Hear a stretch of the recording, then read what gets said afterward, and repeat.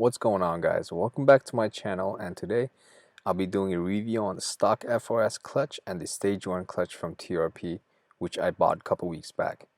I've been busy ever since and created a comprehensive chart to show you guys some of the ups and downs both clutch has to offer, so sit back and enjoy the video.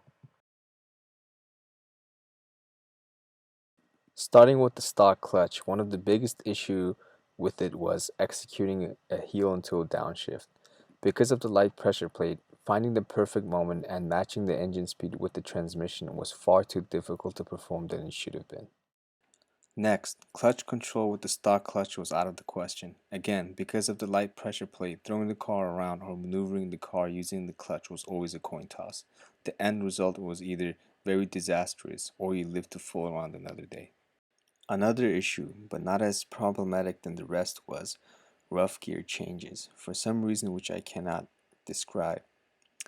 Gear changes with the stock clutch always felt a little staggered. And last on my list, the stock clutch discouraged downshifts. With the flimsy clutch feel, downshifting from 5th gear to 3rd gear was, to say the least, seldom attempted, in fear of wearing out the clutch. Now, even with all these issues, there are some good points about the stock clutch that I prefer over the stage 1.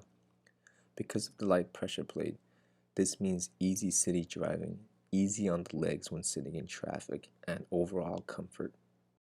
Another upside to having a light pressure plate means minimal gear grind, or none at all due to having light clutch feel.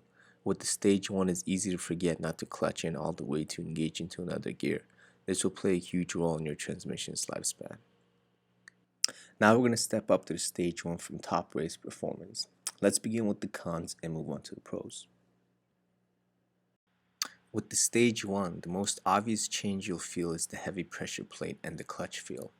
Now, because of this, some easy gestures become hard, such as driving in the traffic, being able to inch your car forward without jerking it, and handing your car to valets in fear of them grinding your gears. One of the biggest discouragements from installing a stage 1 is the cost.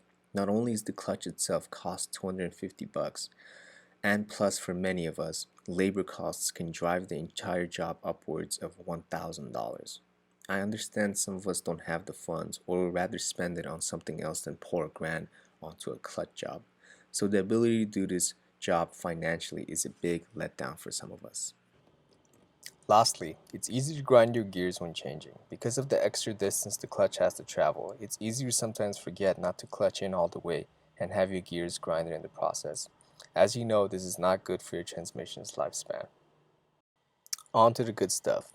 Executing heel toe is much easier. The stage 1 offers much more controllability over the stock since you have more control and maneuvering with the heavy clutch. Even missed heel and toe can be recovered. Next, changing gears also feel more smooth. I haven't figured out what actually causes this since there could be 100 different answers, but perhaps the material used in the new clutch, maybe. It offers us an advantage over the stock, and that's what counts. Clutch control is where the stage 1 really shines. Performing things like power slide, tiny drifts, acceleration, and burnouts are much more controlled and thus more fun and excites more confidence, which the stock really lacked. Downshifts actually give more torque and speed. Because of the extra clamp load the stage 1 offers, downshifts yield more takeoff power and doesn't wear on the clutch as hard as the stock did. Last on the list, certainly not least, the stage 1 just makes the car more fun to drive. Offers much more advantage than the stock. It's hard not to fool around with the car when the times are called for. In conclusion, I have to say I prefer the stage 1 over the stock. You may say that's the obvious choice, but I can't say in good conscience that it is. Because in the end, it boils down to what kind of a driver you really are. For me, I'm the punk driver, so having a stage 1 offers many reasons to be one and to be better at it. But for some, perhaps enjoying the car in a mellow way is your style, and you may not need the fancy performance gear.